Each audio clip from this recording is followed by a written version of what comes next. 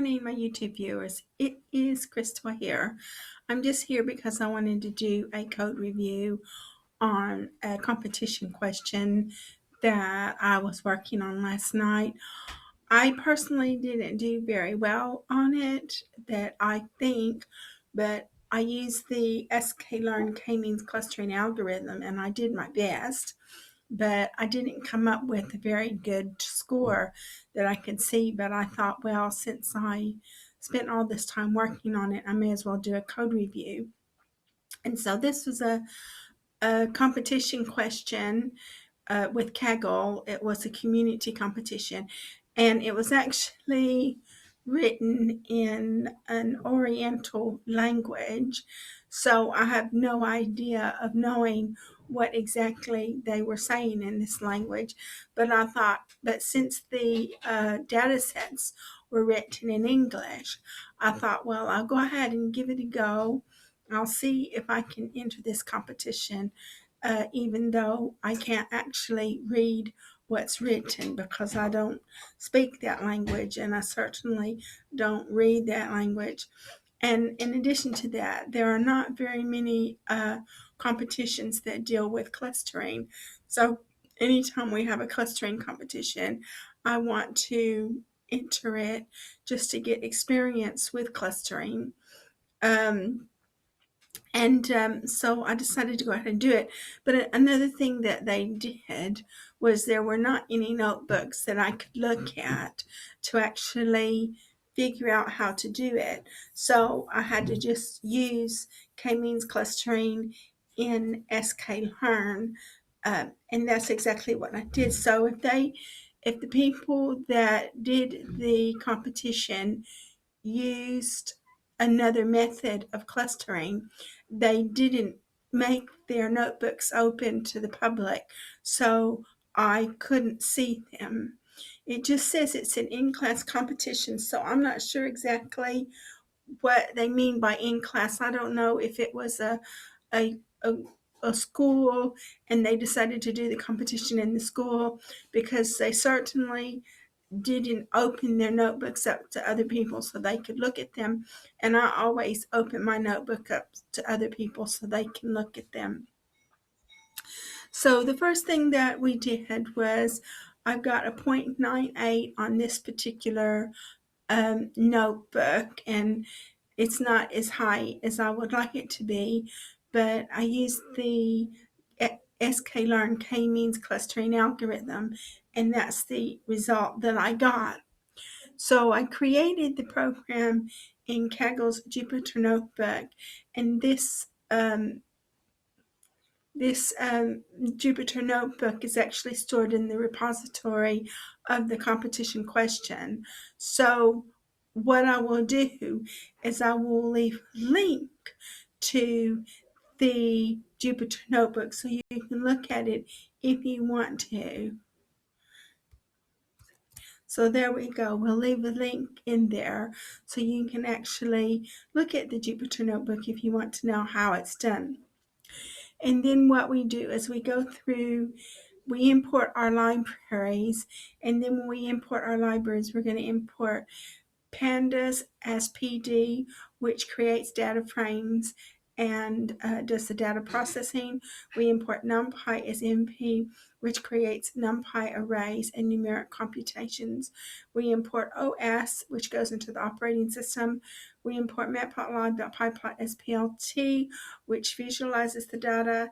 And then we import Seaborn as SNS, which also visualizes the data in a statistical fashion.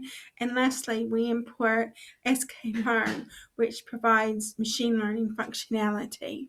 So after we have imported our libraries, what we do is we use OS to get the files. So for dir name space file names in OS walk Kaggle input for file name and file names, print os.path.join dir file name. And so we've got two files. One is data for cluster CSV and another is subdata. And then what we're going to do is we're going to read these two files that we've got, and we're going to use pandas to read the two files. So the first file, we're just going to call it pdf equals pd.readcsv, and then it's the web address for the data for cluster CSV. And then the next one is submission equals pd.readcsv, and it's the data for the submission file. And then so we call up the data frame, and you see here we've got the data frame, but we don't have the label. So all we've got is sepal length, sepal width, petal, and petal width. So yeah, we don't have the label on that. So we have no idea of knowing what species of virus it is. And then we've got the submission. So this is the submission file, and this is what they expect. And the thing about the IRIS dataset is I've worked with the IRIS dataset a lot, and most people who study data science work with the IRIS dataset because it's a very common dataset. It's a very easy dataset to use, and it has only 3 classes of target. So it's going to be either 0, 1, or 2. So I decided I'd analyze the data frame. So df.describe. So there's 150 rows. The mean is 75. The standard deviation is 43. Minimum value is 1. Maximum value, 25% is 38.25. 50% is 75.5, 75% is 112.75, and max is 150. And then it gives you the statistics of the sepal length, sepal width, petal length, and petal width. Now we check the info so you can see what the features are comprised of. So you can see the ID is an integer, and then all the 4 remaining features are floats. Now we check for any null values. There's not any null values, so that's good. So we don't have anything that we need to impute. Now I decided that I would put a heat map on the system. So core equals df.core, SNS heat map core. And so you can see the heat map here. And you can see here that some of the columns have a high correlation. So that's interesting to know. So if you want to know the correlation that the columns have to each other, you print out core, and you can see the correlation. So petal width has a high correlation to ID, and petal width has a high correlation to petal length. So it's very interesting if you want to know how the columns of data correlate to each other.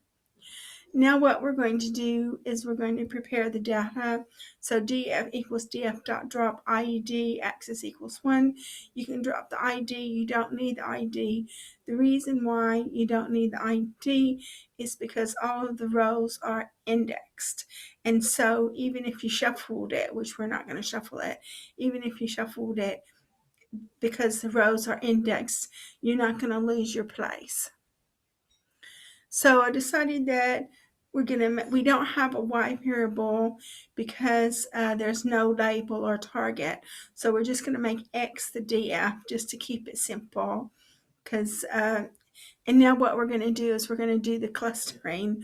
So we're going to use sklearn to do the clustering. So from sklearn.cluster import kmeans, model equals kmeans, clusters equals 3 because we already know there's 3 clusters, and random state equals 42, model.fix, model.fitx. So you've got your kmeans in clusters equals 3, random state equals 42. you can't get a score because there's nothing to score. So now prediction equals model dot labels and then prediction. So you can see that we've got lots of ones, zeros, and twos.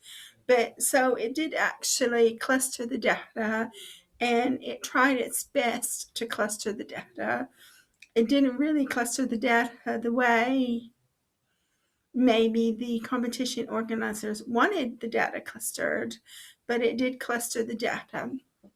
And I have no idea of knowing what sequence the data frame is in. So I have no way of knowing whether this is correct or not.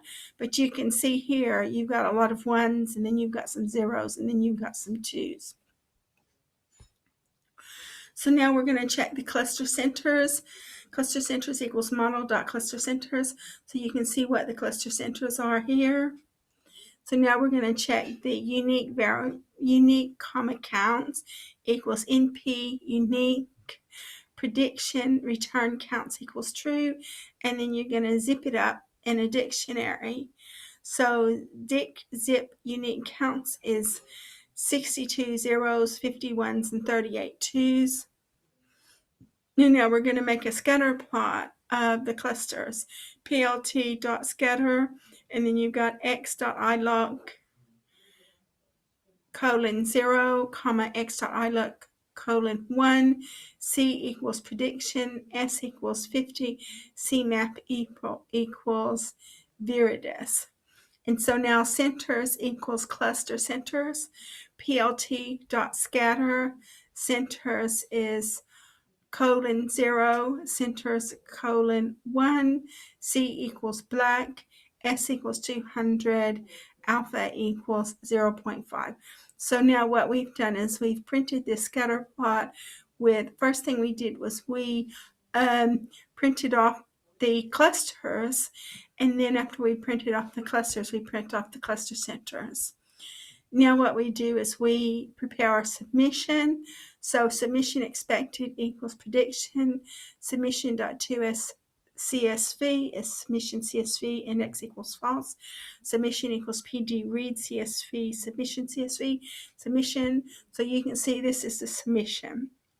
So I performed the clustering in accordance with sklearn, and it tried its best to cluster, but I still didn't get a very high value or a very good score, but I did my best.